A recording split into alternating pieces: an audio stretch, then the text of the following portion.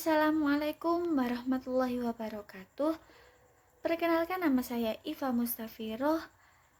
Di video kali ini saya akan membahas tentang etika periklanan untuk memenuhi tugas etika bisnis yang dibimbing oleh Ibu Ayu Nitya Darmani, SST SEMM. Di video kali ini kita akan membahas yang pertama, pengertian periklanan. Apa sih periklanan ini? Terus yang kedua, prinsip moral dan periklanan. Yang ketiga, pengontrolan iklan. Yang keempat, etika, tata krama dan tata cara periklanan di Indonesia. Yang kelima, sanksi pelanggaran. Dan yang terakhir, contoh kasus dalam etika periklanan. Pengertian periklanan merupakan salah satu kegiatan promosi yang banyak dilakukan oleh perusahaan maupun perseorangan. Pihak yang memasang iklan harus mengeluarkan sejumlah biaya atas pemasangan iklan pada media.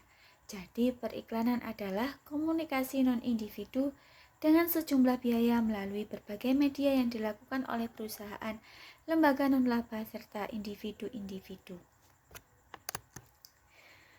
Prinsip dan moral periklanan yang pertama adalah prinsip kejujuran. Prinsip kejujuran berhubungan dengan kenyataan bahwa bahasa penyimbol iklan seringkali dilebih-lebihkan sehingga bukannya menyajikan informasi mengenai persediaan barang dan jasa yang dibutuhkan oleh konsumen, tetapi mempengaruhi bahkan menciptakan kebutuhan baru. Yang kedua, prinsip martabat manusia sebagai pribadi. Iklan semestinya menghormati hak dan tanggung jawab setiap orang dalam memilih secara bertanggung jawab barang dan jasa yang ia butuhkan. Hal ini berhubungan dengan dimensi jasa yang ditawarkan. Kebanggaan bahwa memiliki barang dan jasa tertentu menentukan status sosial dalam masyarakat dan lain-lain. Yang ketiga, iklan dan tanggung jawab sosial. Manipulasi melalui iklan atau cara apapun merupakan tindakan yang tidak etis. Ada dua cara untuk memanipulasi orang dalam periklanan. Yang pertama ada subliminal advertising. Subliminal advertising adalah teknik periklanan yang sekilas menyampaikan suatu pesan dengan begitu cepat sehingga tidak dipersepsikan dengan sadar, namun di bawah ambang kesadaran. Teknik ini bisa dipakai bidang visual maupun audio. Yang kedua ada iklan yang ditujukan kepada anak. Iklan seperti ini dianggap tidak etis karena anak mudah dimanipulasi dan dipermainkan. Iklan yang langsung ditujukan kepada anak tidak bisa dinilai sebagai manipulasi saja. Hal tersebut harus ditolak karena tidak etis. Yang keempat, ada tanggung jawab terhadap produk. Keamanan dan tanggung jawab. Bisnis memiliki tanggung jawab etis untuk merancang, memproduksi dan mempromosikan produknya dalam cara menghindarkan timbulnya bahaya bagi konsumen. Misalnya, bertanggung jawab atas kerusakan yang disebabkan oleh produk yang tidak aman sehingga membahayakan konsumen. Pengontrolan iklan. Yang pertama, kontrol oleh pemerintah. Di sini terletak tugas penting bagi pemerintah yang harus melindungi masyarakat konsumen terhadap keganasan periklanan. Di Indonesia, iklan tentang makanan dan obat diawasi secara langsung oleh BPOM. Yang kedua, kontrol oleh para pengiklan. Cara paling ampuh untuk menanggulangi masalah etis tentang periklan adalah pengaturan diri atau self-regulation oleh dunia periklanan. Hal tersebut dilakukan dengan menyusun kode etik, sejumlah norma dan pedoman yang disetujui oleh profesi periklanan itu sendiri. Yang ketiga, kontrol oleh masyarakat. Masyarakat harus ikut serta dalam mengawasi mutu etis periklanan, yaitu dengan mendukung dan menggalakkan lembaga-lembaga konsumen. Lembaga tersebut adalah YLKI atau Yayasan Lembaga Konsumen Indonesia di Jakarta dan Lembaga Pembinaan Perlindungan Konsumen di Semarang. Laporan-laporan oleh lembaga-lembaga konsumen tentang suatu produk atau jasa sangat efektif sebagai kontrol atas kualitasnya yang serentak juga atas kebenaran periklanan. Selanjutnya, etika, tata krama, dan tata cara periklanan di Indonesia. Berikut ini adalah tata krama periklanan yang diatur dalam Etika Pariwara Indonesia atau EPI. Diatur berdasarkan yang pertama isi iklan dan yang kedua ragam iklan. Yang pertama isi iklan. Penggunaan, penyebaran, pengandaan, penyiaran, atau pemanfaatan lain materi atau bagian dari materi periklanan yang bukan milik sendiri harus atas izin tertulis dari pemilik atau pemegang merek yang sah. Yang kedua, iklan harus disajikan dalam bahasa yang bisa dipahami oleh khalayak sasarannya. Di iklan juga tidak boleh ada pemakaian kata gratis yang bermakna sama atau tidak boleh dicantumkan dalam iklan bila ternyata konsumen harus membayar biaya lain. Yang kedua ada ragam iklan. Yang pertama ada minuman keras. Iklan minuman keras maupun gerainya hanya boleh disiarkan di media non-massa dan wajib memenuhi ketentuan berikut. Yang pertama, tidak mempengaruhi atau merangsang khalayak untuk memulai minum minuman keras. Yang kedua, tidak menampilkan ataupun ditujukan terhadap anak-anak di bawah usia 17 tahun atau wanita hamil. Yang kedua ada rokok dan produk tembakau. Penyiaran iklan rokok dan produk tembakau wajib memenuhi ketentuan berikut. Yang pertama, tidak merangsang atau menyarankan orang untuk merokok. Yang kedua, tidak menggambarkan atau menyarankan bahwa merokok memberikan manfaat bagi kesehatan.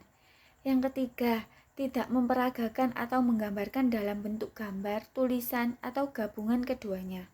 Bungkus rokok, rokok atau orang yang sedang merokok atau mengarah pada orang yang sedang merokok.